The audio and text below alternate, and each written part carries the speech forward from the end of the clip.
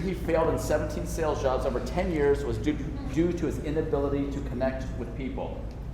Through solving that challenge, he was able to live his dream of leaving the corporate world behind in 2017 to grow a consulting firm focused on serving entrepreneurs and solopreneurs. Please welcome Keith Conyers. Thank you. Gosh, Chris mentioned Starbucks, and I wanted to cry because I'll talk about it in a little bit, but I worked at a financial firm, and there was a guy that talked about some people are selling coffee beans, right? Some people are selling, they grind it up and they put it in a cup and they serve it. And then there's other companies that are creating an experience. And I remember hearing that financial planner talk about that while I couldn't afford a chicken sandwich from Carl's Jr.'s. And so Chris, you made me cry today. So thank you for that, appreciate it. They say that public speaking is the number one fear, and the number two fear is dying. And I actually drove past a couple of cemeteries on the way here and figured I might just pull in there. Stew on that, right? It's my buddy Stu. So can we give Michael and Darren a hand?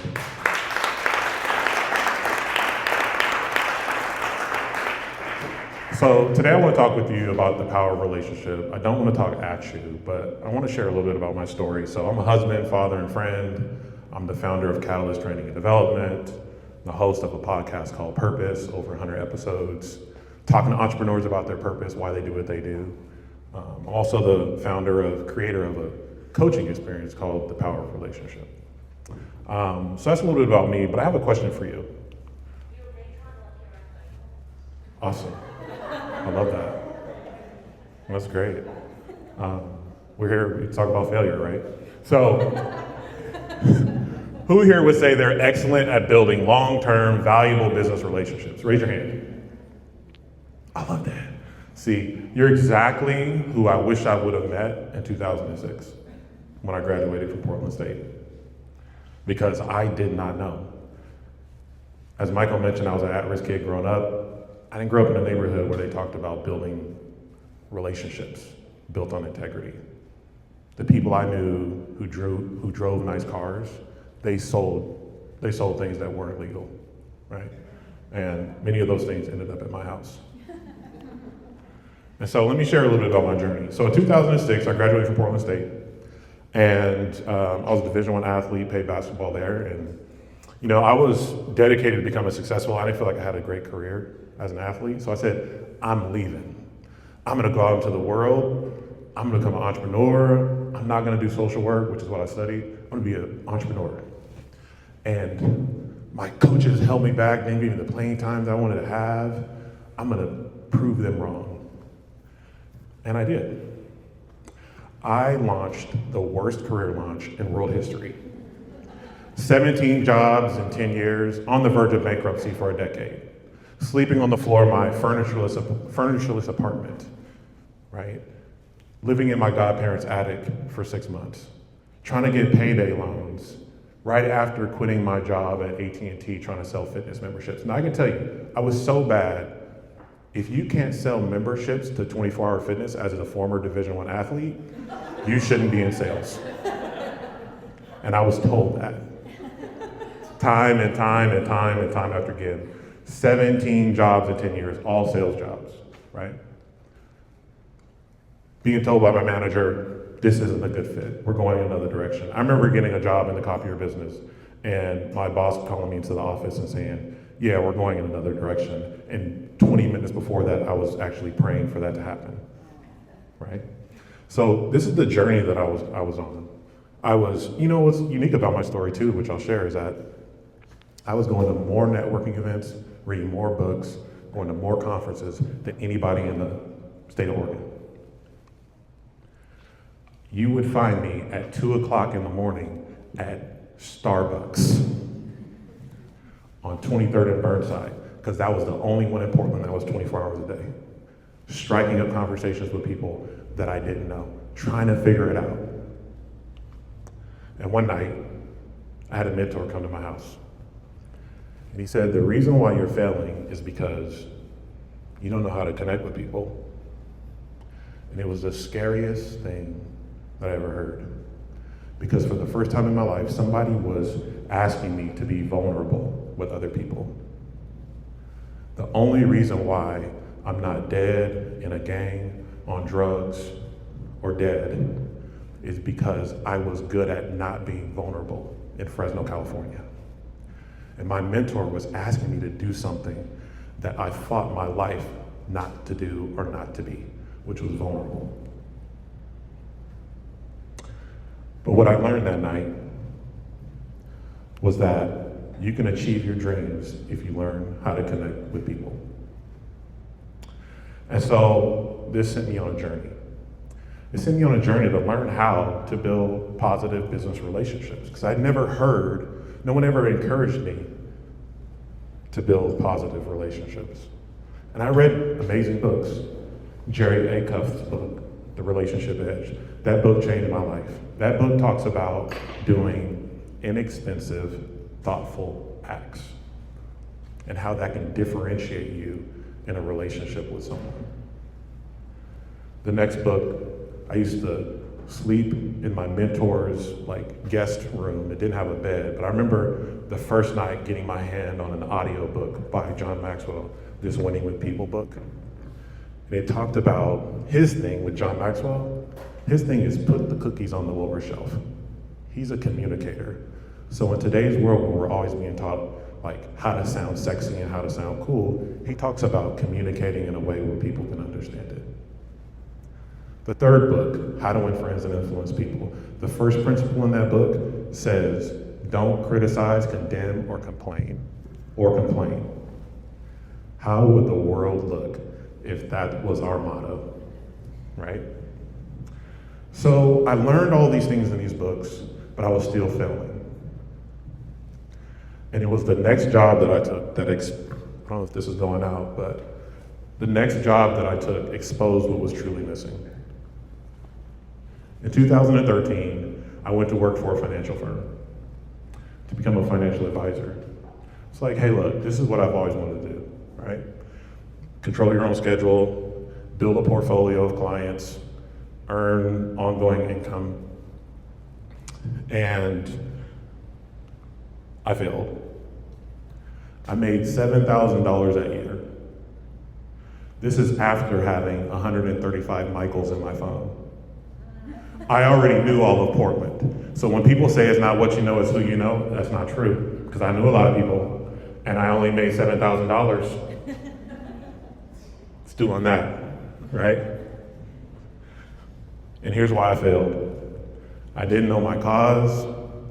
I didn't know how important character was to being successful in business. And I didn't understand how to communicate my value and values. And so I took a job helping business owners with their payment systems. Actually, that's not what happened. They fired me. They found out I had a part-time job. They said, you're not building wealth here, and you can't help other people build wealth either. I said, I know. I'm sorry. So I took a job. I had a friend that went to work for a payments company, and I was like, cool, I'll try it. It's merchant services. All right, cool. Didn't update my LinkedIn for 6 months because it's kind of no one really likes those people. But I took the job. And when I took that job, I realized that I like helping entrepreneurs. And I'll talk more about that in a minute, right? But was successful, and things went wrong at that company though. So I left. And in 2017, I left my job with no savings, using the principles that I learned through failure to build a consulting practice that spans the United States and a couple of different countries. And I've learned that you can achieve your dreams if you learn how to connect with people. So it's time for you to go on your journey. I want to give you some examples here and some questions of how I implemented what I'm talking about. First, I have a question. What is your cause or purpose for why you do what you do? Chris talked about building something bigger. It's bigger than pizza. For you and your business, is it bigger than a mortgage? Is it bigger than selling a house? Is it bigger than selling digital advertising? Is it bigger than whatever service that you offer in your business? Is it bigger than that, or is it just about a paycheck? For me, when I was sleeping on the floor of that furnishedless apartment, I promised that if God ever helped me get off of that floor, I would do everything that I could to help other people do the same. So when I felt like quitting, I thought about when I didn't have a bed to sleep on and who I promised that I would help. I also thought about the entrepreneurs that I grew up around. Because I got kicked out of school 6 times before I even got to high school, I went to work with my dad. And the people that could take their kids to work without asking were entrepreneurs. And so I saw my clients and the people. I saw the people who looked after me when I was getting kicked out of school, when I was on the verge of getting potentially exposed to some gang or some drug. I saw my clients in those people. I saw those people in my clients. And so that's why I do what I do. And I talk about that. Next question is, what do you want your clients, employees, and partners to say about your character and your values? Because they're not going to be thinking about your car. You talked about dream cars, and in my head I was like, I want all the cars that Stu has, because Stu has all the nice cars, right? That's Stu over there, by the way, if you don't know who Stu is. But what do you want your clients to, when I went to work at that payments company, I made $7,000 a year before. The next year, I went to work at this payments company. My first 3 months, I got a $25,000 commission check. Woo! A month in, I look at their reports. They're not saving any money. So I call the company, I say, we gotta change the price. They say, Keith, that's cool, but you need to give us back that 5-figure commission check. Okay. I did it. Why? Because I thought about the entrepreneurs who were looking after me when I was a kid. And I didn't want to be remembered for the commissions that I earned. I wanted to be remembered for the commissions I was going to get back. The next question is how do you communicate your value and values? When we enter into sales, we're taught what to say, how to sound sexy, right? But for me, I had to figure out what worked for me. The reason why I failed in so many sales jobs was I kept trying to be like everybody else instead of authentic, instead of showing up the way that who I really am as a person. So how do you do that? Well, how I did it was I sat down and I journaled and I wrote down and I wrote out my story and my values. And how it came out was when I met with a client, I would say things like this: I'm on a mission to serve entrepreneurs like you because I saw how powerful it was for me to have access to people like that or people like you when I was growing up. So when you think about your story, what is the mission that you can speak to that will immediately create curiosity and safety? That is a process. So that's a process. That communicated a process.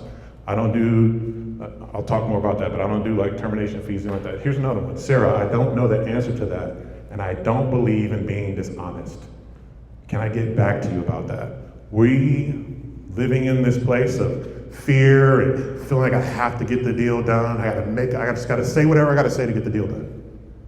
I never say whatever I have to do to get the deal done. And I don't even ask for referrals, and I get plenty of referrals every single week for my business, right? So what are the questions? What are the statements that you can make that communicate your values in a way that aligns with what you do in your business? Lastly, this is the process I'm talking about. This communicates a process for how I operate my business that's created through the lens of the business or through my values. Sam, I was raised by entrepreneurs, which is why I've never charged someone a termination fee. I believe you pay enough fees, right? So take the time to write down what you stand for, why you do what you do. That's bigger than just getting another transaction done.